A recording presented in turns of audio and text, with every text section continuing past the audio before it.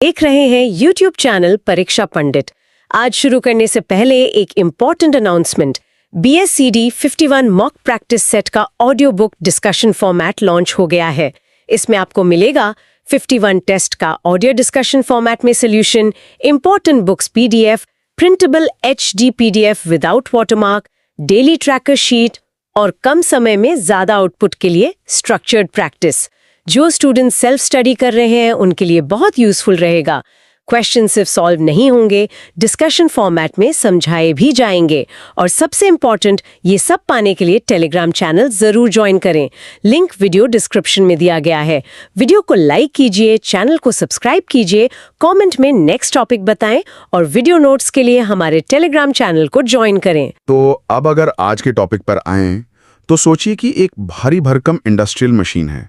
उसका वजन कई टन है और वो 3000 RPM की स्पीड से घूम रही है।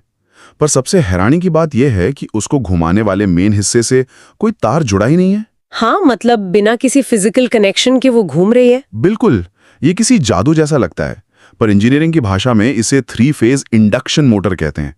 तो एग्जाम के पॉइंट ऑफ व्यू से अगर देखा जाए तो AC मोटर्स के क्लासिफिकेशन में ये कहाँ आती है और ये इतनी इंपॉर्टेंट क्यों है? देखो, AC मोटर्स वैसे तो 2 टाइप की होती हैं। एक होती है इंडक्शन मोटर और दूसरी होती है सिंक्रोनस मोटर। पर आज हमारा पूरा फोकस इस 3 फेज इंडक्शन मोटर पर ही रहेगा। और एग्जाम के लिए जो सबसे पहला और सबसे जरूरी पॉइंट है वो ये कि ये एक सिंगली एक्साइटेड मशीन है। सिंगली एक्साइटेड मतलब इसमें सिर्फ एक ही जगह से सप्लाई दी जाती है, जैसे कि सिर्फ उसके रुके हुए हिस्से में, जिसे स्टेटर कहते हैं। एकदम सही पकड़ा। सिंगली एक्साइटेड का सीधा सा मतलब यही है कि बाहर से जो 3 फेज सप्लाई आती है वो सिर्फ और सिर्फ स्टेटर को दी जाती है। जो घूमने वाला हिस्सा है यानी रोटर, उसको हम किसी भी एक्सटर्नल सप्लाई से कनेक्ट नहीं करते। अच्छा, तो इसका सबसे बड़ा फायदा यही होगा कि ये खुद स्टार्ट हो जाती होगी। बिल्कुल, ये मोटर सेल्फ स्टार्टिंग होती है। जैसे ही स्टेटर में करंट आता है, रोटर अपने आप घूमने लगता है।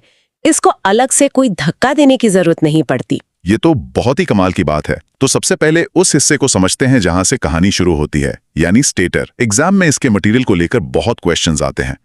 तो स्टेटर का स्ट्रक्चर कैसा होता है? बाहरी फ्रेम और एक अंदर की कोर। जो बाहरी फ्रेम है उसका काम बस मैकेनिकल सपोर्ट देना है। ये कास्ट आयरन यानी ढलवा लोहे का बना होता है। राइट, और जो असली इलेक्ट्रिकल काम है वो अंदर की कोर में होता है ना? हाँ, कोर के अंदर स्लॉट्स यानी खांचे बने होते हैं। इन्हीं स्लॉट्स में कॉपर की वाइंडिंग को स्टार या डेल्टा कनेक्शन में रखा जाता है।